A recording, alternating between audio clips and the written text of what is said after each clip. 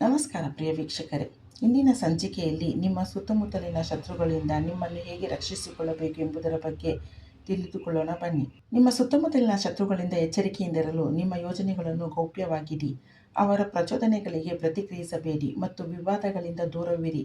ಶತ್ರುಗಳ ಬಲಹೀನತೆ ಮತ್ತು ಬಲವನ್ನು ಅರ್ಥ ಮಾಡಿಕೊಳ್ಳುವುದು ಬಹಳ ಮುಖ್ಯ.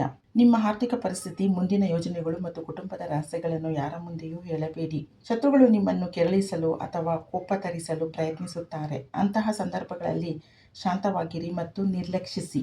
ನಿಮ್ಮನ್ನು ಹೊಗಳುವವರ ಬಗ್ಗೆ ಎಚ್ಚರವಾಗಿರಿ. ಯಾರನ್ನೂ ಸಂಪೂರ್ಣವಾಗಿ ನಂಬುವ ಮುನ್ನ ಅವರ ನಡವಳಿಕೆಯನ್ನು ಗಮನಿಸಿ.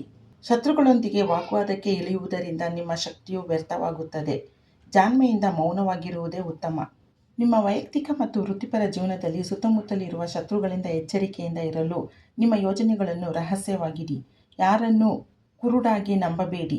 ಪ್ರತಿಯೊಂದು ಹೆಜ್ಜೆಯನ್ನು ಜಾಣತನದಿಂದ ಇಡಿ ಮತ್ತು ಅವರ ಪ್ರಚೋದನೆಗಳಿಗೆ ಪ್ರತಿಕ್ರಿಯಿಸದೆ ಶಾಂತಿಯಿಂದಿರಿ. ನಿಮ್ಮ ವೈಯಕ್ತಿಕ ವಿಷಯಗಳು, ಆರ್ಥಿಕ ಸ್ಥಿತಿ ಅಥವಾ ಮುಂದಿನ ಯೋಜನೆಗಳ ಬಗ್ಗೆ ಎಲ್ಲರ ಮುಂದೆ ಮಾತನಾಡಬೇಡಿ. ನಿಮ್ಮ ಗುರಿ ಮತ್ತು ಯಶಸ್ಸಿನ ವಿಷಯಗಳು ಶತ್ರುಗಳಿಗೆ ತಿಳಿಯದಂತೆ ಎಚ್ಚರಿಕೆ ವಹಿಸಿ.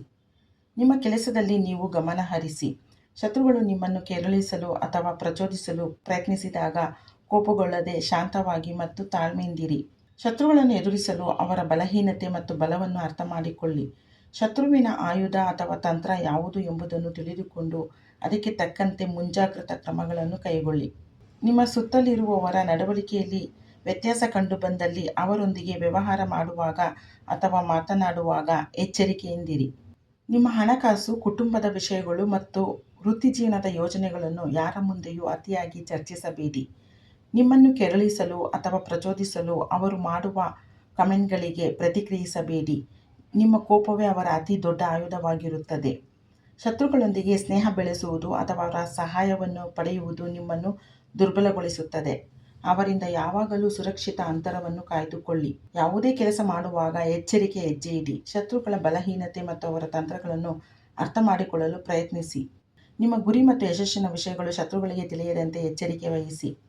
ನಿಮ್ಮ ಕೆಲಸದಲ್ಲಿ ನೀವು ಗಮನ ಹರಿಸಿ. ಶತ್ರುಗಳು ನಿಮ್ಮನ್ನು ಕೆರಳಿಸಲು ಅಥವಾ ಪ್ರಚೋದಿಸಲು ಪ್ರಯತ್ನಿಸಿದಾಗ ಕೋಪಗೊಳ್ಳದೆ ಶಾಂತವಾಗಿ ಮತ್ತು ತಾಳ್ಮೆಯಿಂದಿರಿ.